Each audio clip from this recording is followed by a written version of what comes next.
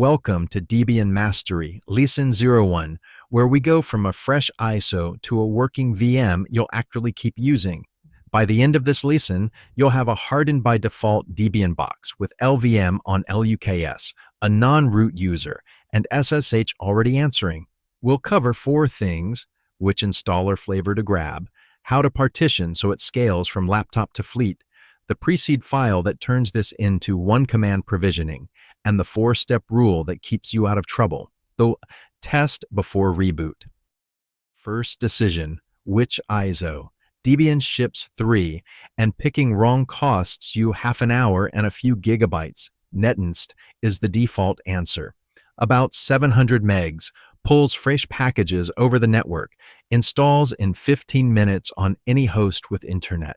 The full DVD is for air-gapped labs and mass USB imaging. Cloud images skip the installer entirely and boot pre-built for AWS, GCP, or your Packer pipeline.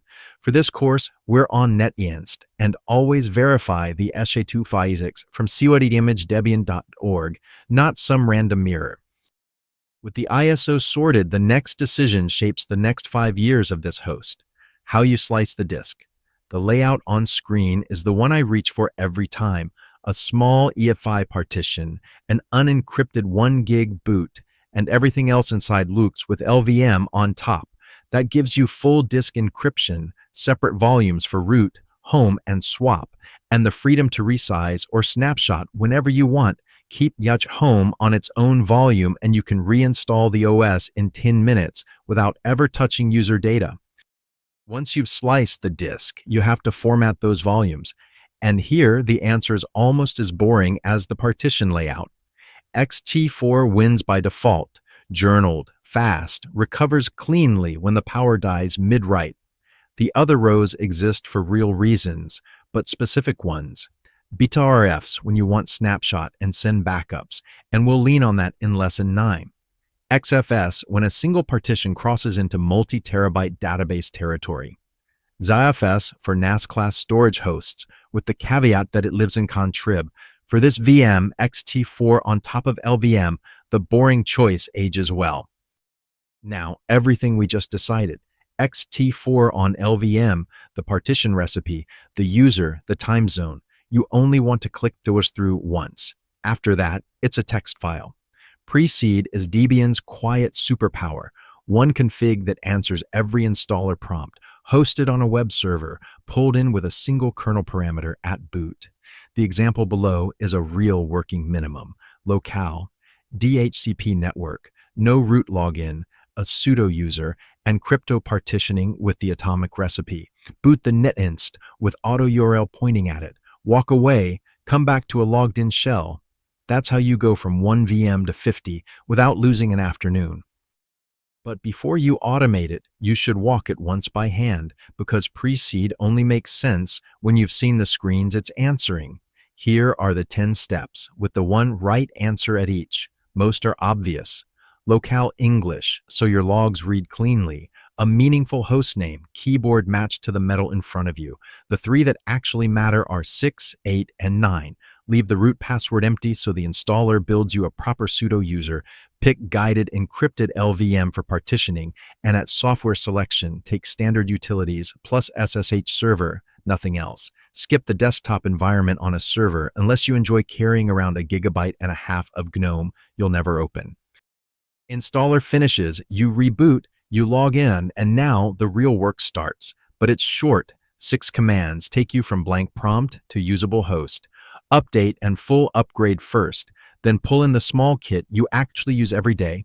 Vim, curl, git, htop, tmux. Set the host name so your shell prompt doesn't lie to you. Fix the time zone so logs match wall clock. Sanity check the locale, and confirm SSH is up so you can grab the IP and leave the console behind. Every one of these is idempotent. Rerun them tomorrow and nothing breaks. After this, the VM is ready for Lesson 2. Before we close the lesson, one rule worth burning into muscle memory, because nearly every bricked Debian story starts the same way. Edit a config, reboot, lose the host. 4 steps prevent it. Back up the file with CP, A before you touch it. edit but reread before saving. Validate with the right tool. Mount a FV for fstab, SSHD for SSH, Nginx T, systemd analyze verify. Then test in a second SSH session while the first one stays logged in as your safety net. Reboot only after that second session works. Apply this to anything that loads at boot, and you will never get stuck staring at a black console halfway around the world. Now, one piece of foundational knowledge you'll lean on every time something boot-related goes wrong: UEFI versus BIOS. On any host built in the last decade, you're on UEFI. GPT partition table, a small FAT32 ESP mounted at shop boot, GOFI, grub BI, writing into firmware NVRAM, managed with FIBoot MGR. Legacy BIOS still shows up on older data center gear and certain VM stacks.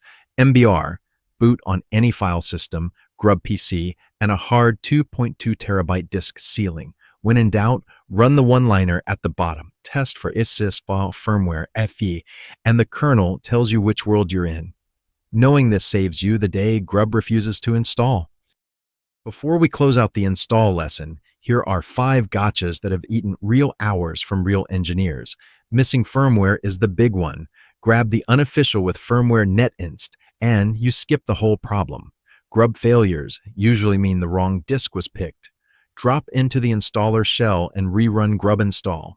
Never encrypt boot. Leave it as plain xtor and put looks under everything else. And finish with 2 one-liners. dpkg reconfigure locales to silence the Perl warnings, and time detector set time zone so your logs match the wall clock during an incident. With the gotchas behind you, let's lock in what Lesson 01 actually built. 6 skills: picking the right ISO flavor, partitioning with LVM under Lucas, choosing a file system that fits the workload, automating the install with precede, running the 6-command first boot, and living by the 4-step rule: backup, edit, validate, second session. That's your foundation. Next lesson, APT, the tool you'll touch every single day on this box. So here's where you stand. VM running, LVM over LUKS active, SSH login working, and the 4-step rule in your hands. That's a real Debian box, the same one you'll carry through every lesson that follows.